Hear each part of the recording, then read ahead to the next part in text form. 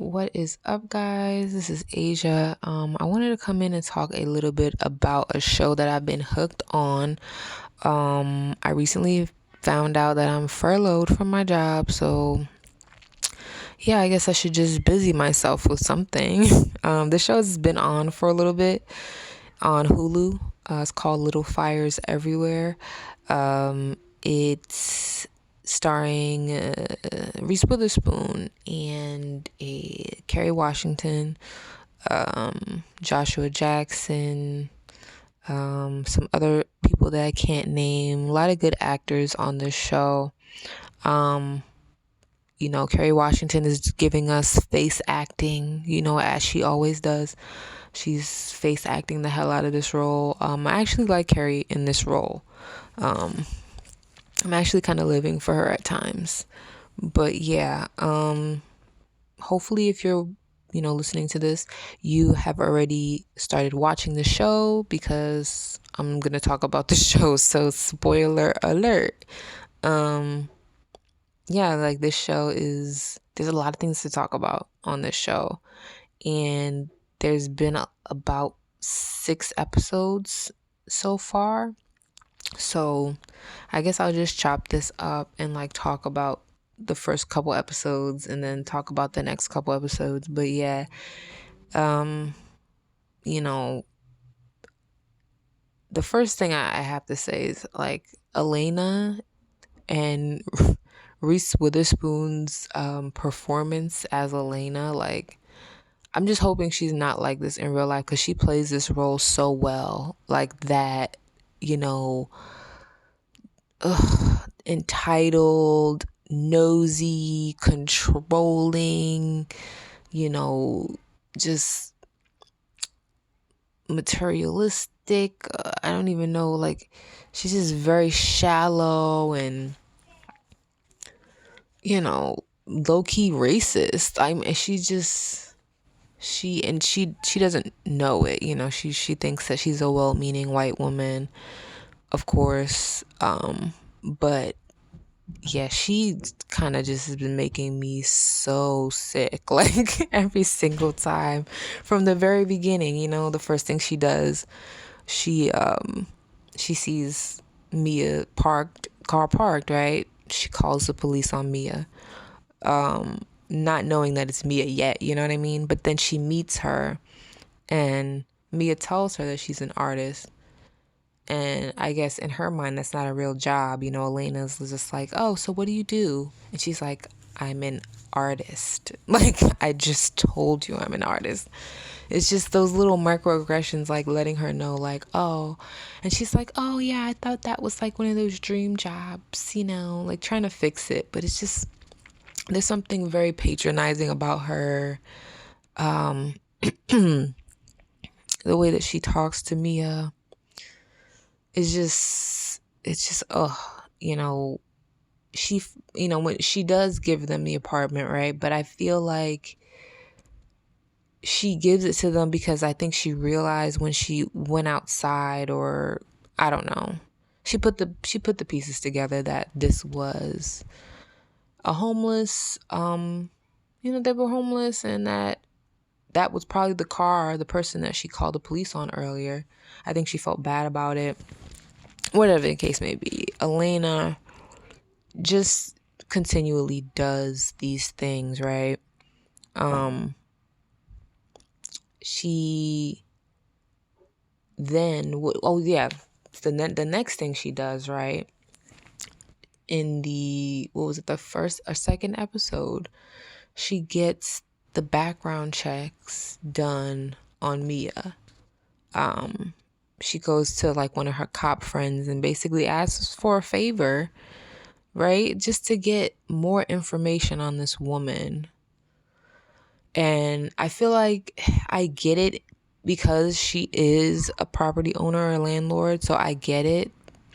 But something about the way that she takes an interest in Mia is just not normal to me. But yeah, like why was she so sure that this person would have a police record? Why was she? Just little things. But yeah, that's basically what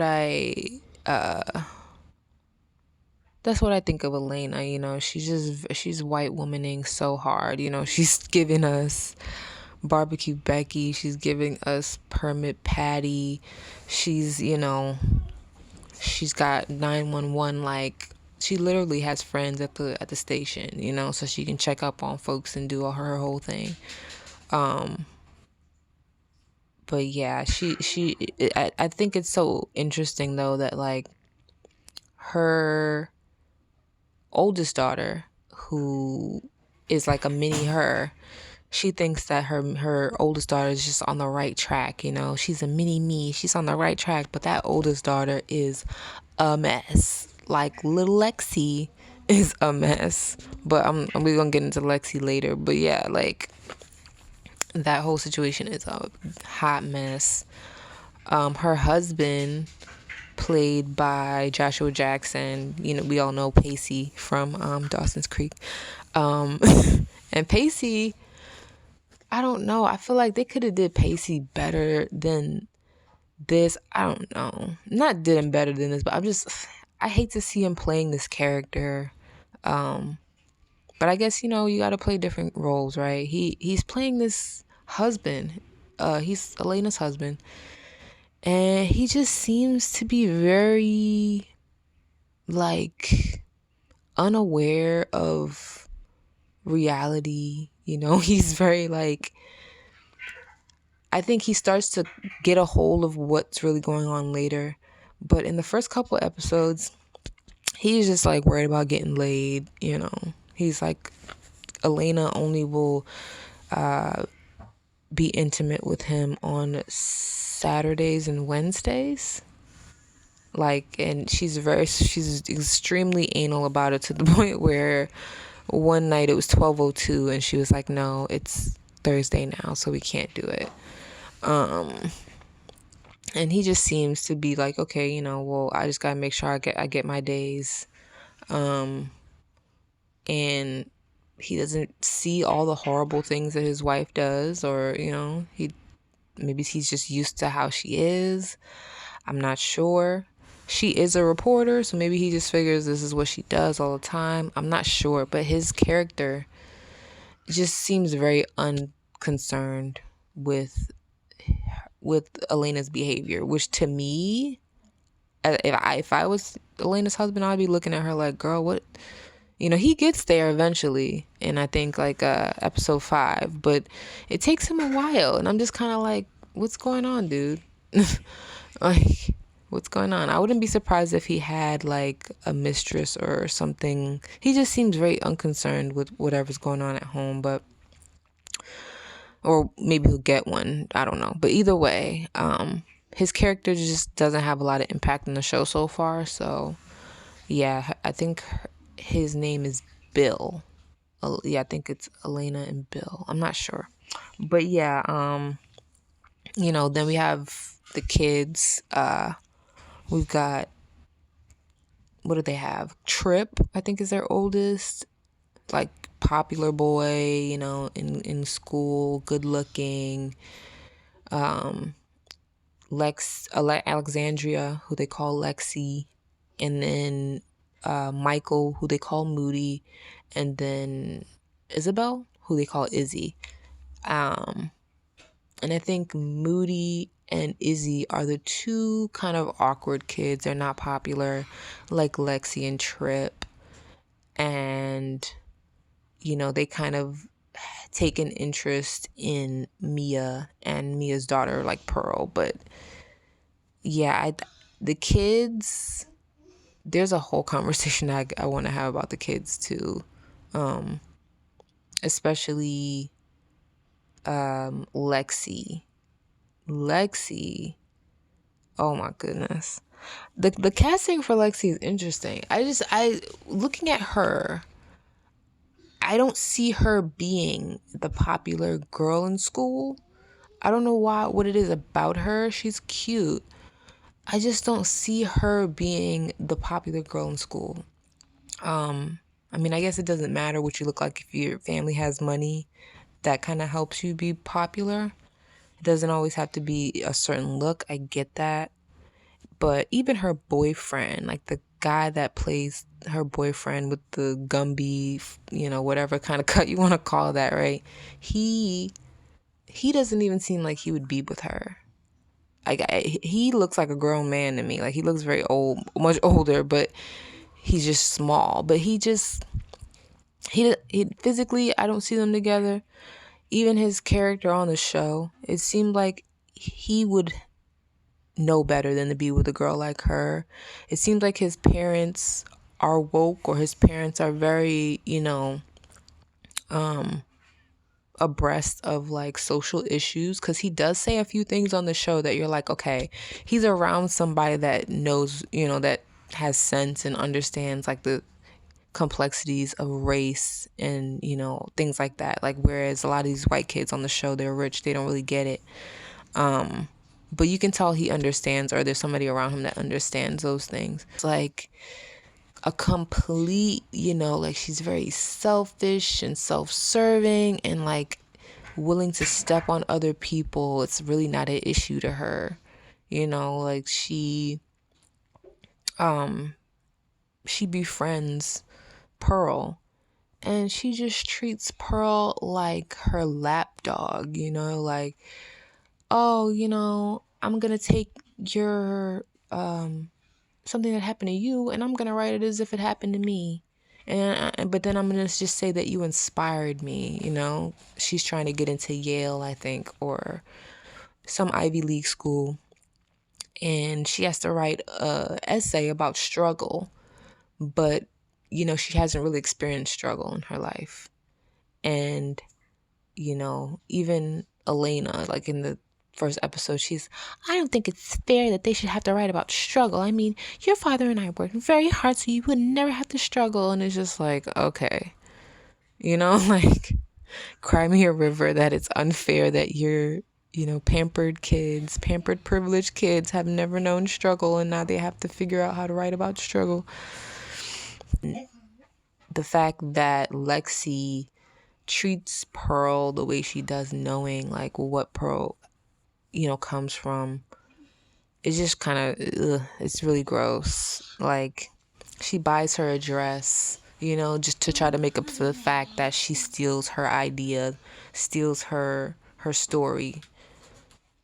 She's like, oh, I'll just buy you a dress and tell you that it's all good, like, it was just inspiring to me, whatever. And when Pearl figures out that she basically stole the idea, I think she actually does find out from Lexi's black boyfriend, whose name I don't know. I can't remember his name. Lexi's black boyfriend, LBB. So yeah, LBB tells Pearl, like, girl, like, she stole your idea. Like, why are you acting like this is okay?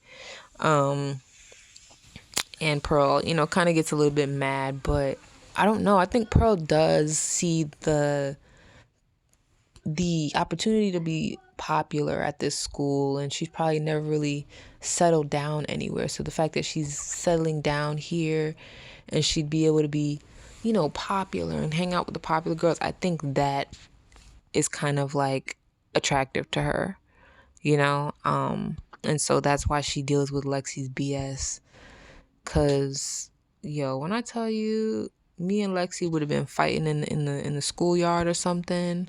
Like, me and Lexi would have been going at it at a certain point, because Lord knows when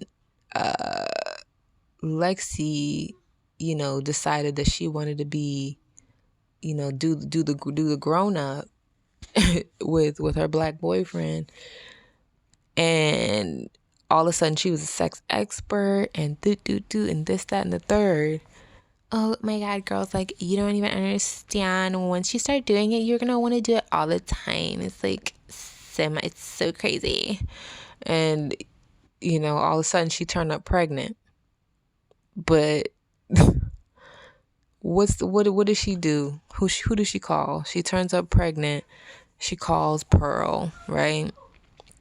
And Pearl, of course, comes to help her.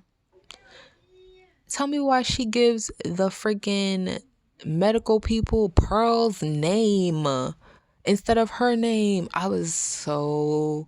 And Pearl was looking like, really, bitch? Like, she just gave her that look like, you got me coming down and you doing it? Oh, for real? Wow, bitch, wow. And like, you can just see it in her face. She was just over it. But, you know, at the same time, you can tell Pearl has a heart. She's not going to just still leave the girl out there. You know what I mean? Like, she's still trying for this girl. But girl, if that was me, that would have been the end right there. Like, I would have been like, you know what? Nah, I'm good. Because what we not going to do is have you putting my name on stuff, trying to make my name look crazy out here to keep your name clean. No, we're not doing that. As much as of a friend, or, you know, much as of a heart that I have, I'm not about to do all that. But Pearl, she has a big heart. I don't know. Maybe she still, like I said, maybe she still is just keeping her eye on the fact that, you know, she wants to maintain her status or whatever she has at the school, hanging out with Lexi, and that's why she's putting up with it. But girl, Lexi she's a piece of work. When she got in that car and she told her, yeah, like, I'm so sorry, I just panicked, like, you know, if people found out, it would actually mean something, you know. I was like, excuse me? So if people found out about her name being on it, it wouldn't actually mean anything? What? I was just like blown. And even like Pearl's face, she doesn't really show a lot of emotion in her face, very subtle, but you could just tell she was trying to kind of like give that impression of being blown away by what this girl was saying, like, wow. But yeah, she actually still continues to help her. I don't know. You know, when Mia told little Lexi, girl, you want to know what I think? When she was at the apartment and she was like, oh, do you think I did the right thing? And she's just like, whatever you feel is the right thing, girl, that's the right thing. And she's like, but do you think I did the wrong thing? And she's like, you want to know what I think? I was like, oh shit, she finna let her have it. She's about to let her have it. I knew that, you know, it was gonna happen at some point. I think she was trying to spare her, but since she kept asking, she was like, yo, you had my daughter cut in school to come help you, and how do you repay her? By using her name. And then when she trying to just like bring you home and go on with her day, you make her babysit you? Like, what? She was like, nah, Pearl might like to give to you and give and give and give to everything that you want, but I don't. I do not. So when you done, wash out your mug for once. Like, and I was just like, oh my gosh, yes, this girl needs that and then some. Girl, you cannot expect to use somebody. They find out that you've used them and you still are like, no, I need more. I need to continue to use you. I need more from you still. Even though you see that I've used you and abused you, I still need more. And like, and Mia had touched on that too. She's like, I've cooked you dinner. How many, like, you know, I've cooked you dozens of dinners, never, you know, heard so much as a thank you from you. And now you want more. Like, girl, bye. Like, who are you? And she's like, I had nowhere else to go. And she's like, you had plenty of places to go. You have no concept of what it's like to not have anyone. So don't even do that. And I just was so like living for that, because it's like, yes, I hate people who do that old sympathy act of, oh, I didn't have no place to go, knowing damn well they had all the options. So many options. You know what I mean? It's just like, stop it, girl. You have plenty of places and plenty of people who care. You bugging. You have that privilege that a lot of people really do not have. And like, I think Mia, she felt that because she is one of those people that really don't have nowhere to go. She doesn't really seem to have a lot of options. But moving on to Mia, I really think that Mia's character is well written. I appreciate the fact that she like asserts herself the way that she does, and that she doesn't try to make Elena or just white people in general feel comfortable, or people in general, to be honest, but especially white people. I don't think she has any interest in making them feel comfortable. And I think a lot of times as Black people and people of color, like, we fall into that place to where you feel like it's your job to like make certain white people that are in around you, or that work with you, or that you work for, that you need to make them feel comfortable all the time. And she doesn't give a fuck about that. Like, she's just like, nah, you know, I'm gonna give you the real. I'm gonna, give you a cut and dry answer. She's to the point, and she doesn't really care. And I love that about her, because I think she sees early on that Elena's full of it, and she just tries to get by. Even the fact that she takes the job at Elena's home, she's really just trying to keep close to her daughter. You know what I mean? She's trying to get by and get what's the word?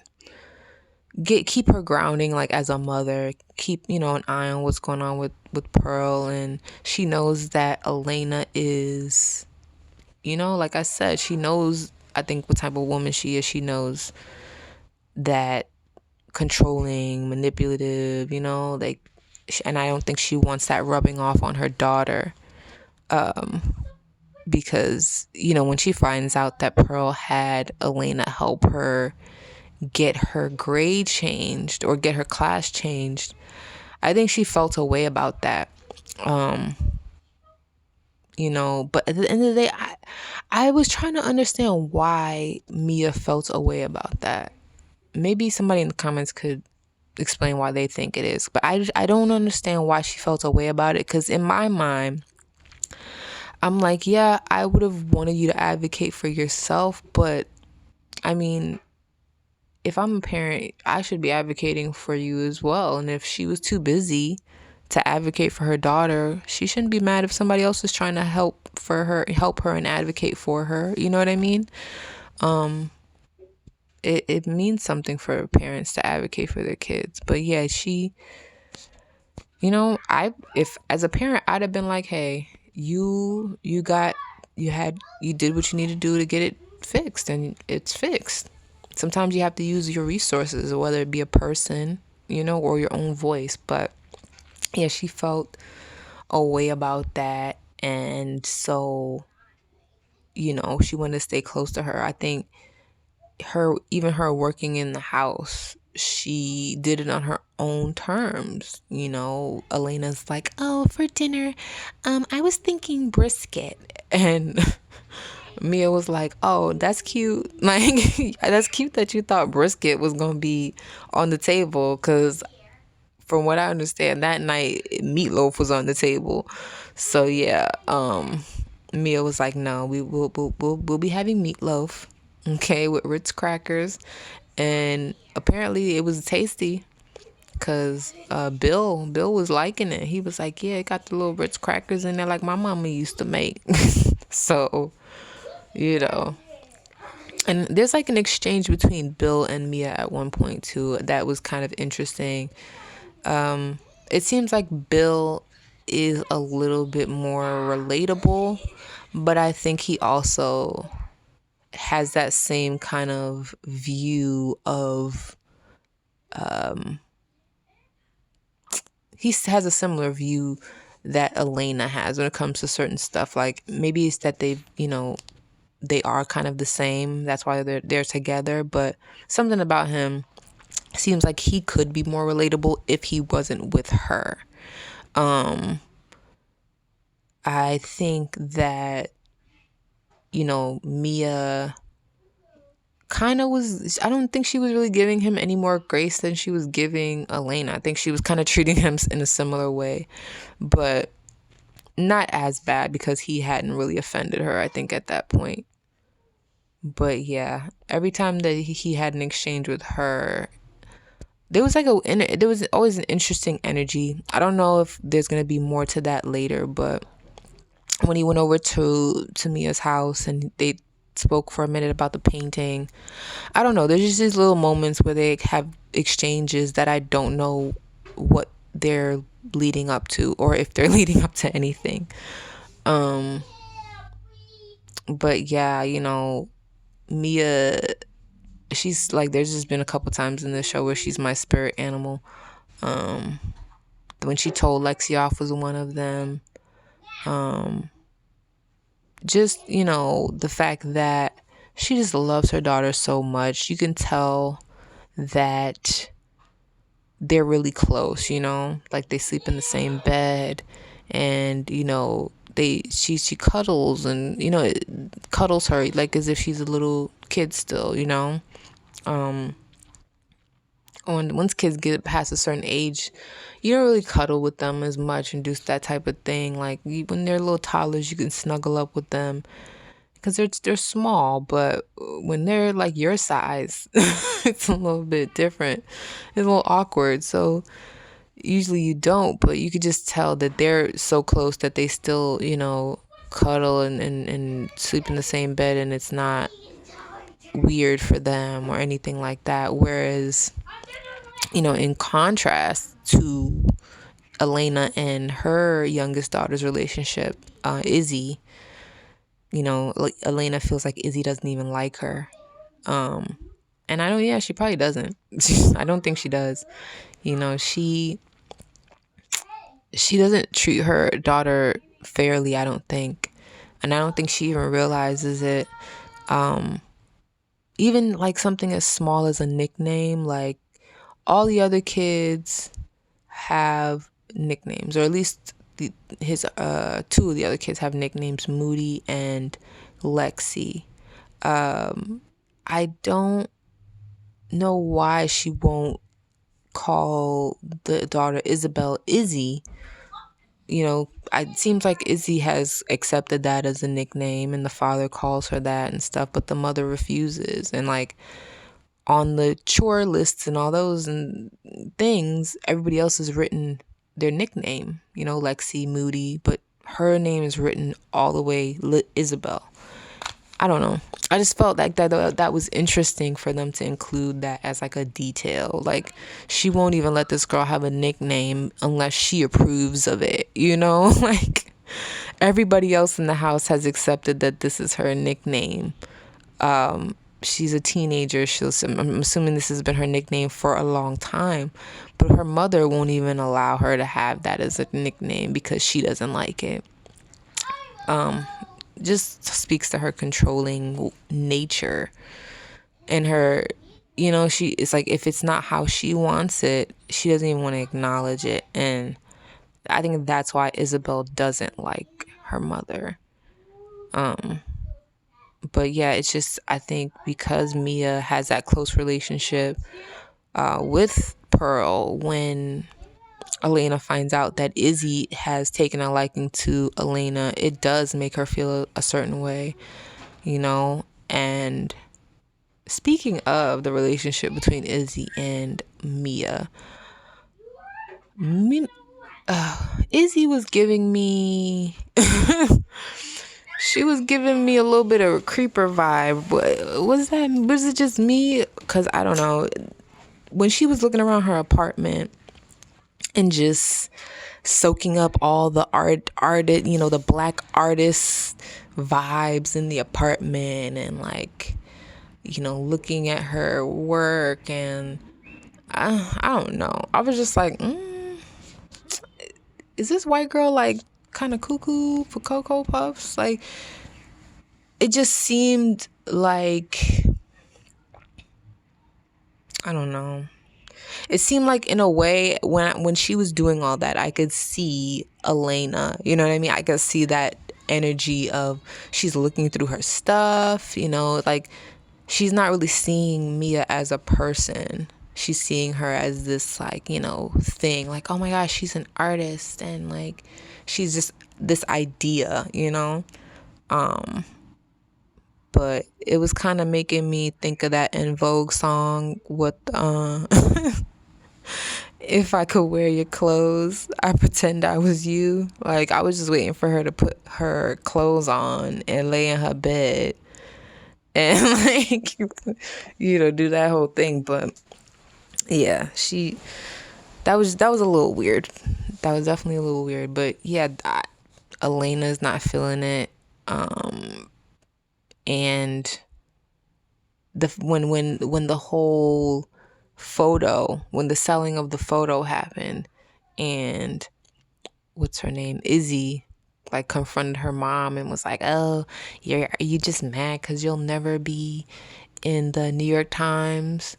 I was just kind of like, ooh, she's like, she's gonna use this to hurt her mom, because she hates her mom. So she's gonna use this, and it's just gonna embolden her mother to take and like, like, mess with Mia even more. So I'm just like, oh, this little girl don't even know. She's making the situation worse by trying to like upset her mother, you know? And I guess the last person that I didn't really talk about is Pearl. I mean, well, I didn't talk about Trip either, so I guess I'll talk about them briefly.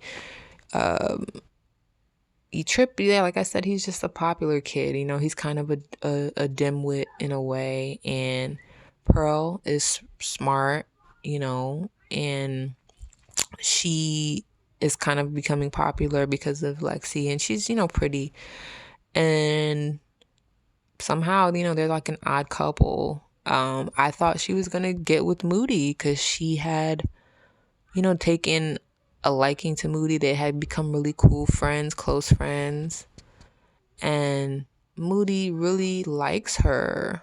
I felt bad about that, like, because Moody seems like a nice kid, and she kind of made a left turn and went for his older brother, the cooler, popular brother. And I think she just is still fixated, like I said before, on this idea of just being popular and having that high school experience that she probably has seen, play out on TV or whatever. They reference TV shows a lot on this show because, it's set in the 90s. So they reference like Ricky Lake and, MTV shows that they're watching, The Real World, 90210. So they're watching all of these shows, that portray a certain high school experience or certain young adult teenage experience. They're trying to recreate, and I think that's why she ended up with Trip. But I think now that they're kind of getting to know each other, it could be interesting to see how that goes. But I still feel bad for Moody. He's the friend. He like friend got friend zoned, and he's got feelings, poor thing. But yeah, they don't really go too deep into Moody's storyline. They haven't really gone that far, so that deep so far. He's just kind of this really nice boy, this nerdy kid, and yeah, he's friends with Pearl, who is now dating his older brother.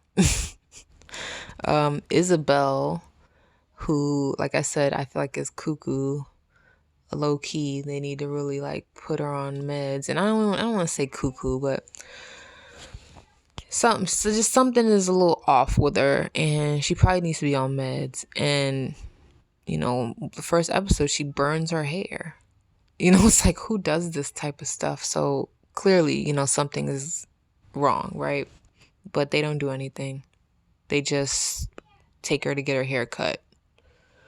Whatever. And she's having kind of a crisis at school. Like, the kids are saying that she's gay and making references and calling her Ellen and stuff like that, because apparently something had happened the year before with one of her old friends, and friend said that she assaulted her or something. So I guess we're gonna get more into that, but yeah, the I didn't even really touch on the storyline with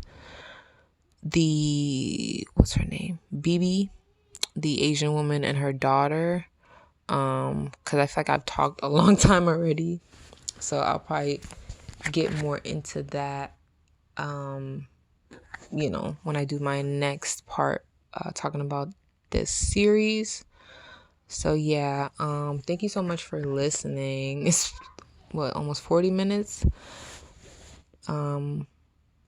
I think I covered a lot of episodes though in this 40 minutes. I covered like at least the first 4 or 5 episodes, and when we do single episodes, I'll be able to go more detailed about the episode. But I just wanted to lay some type of framework about what I think about the episode so far, so that when more episodes come out and I'm talking about them, we have some type of like understanding of like what we feel like, what we're talking about so far. And yeah, hope everybody's doing well and staying safe. It's a lot going on right now. So in the comments, whatever comments you want to leave me, just leave them down there. Let's talk about the show. You can talk about whatever you want. You can just say, hey, we're all in isolation right now, so sometimes you just want to say hey and reach out, and somebody's on the other side. So anyway, have a good one, and I'll talk to y'all in the next video. Bye.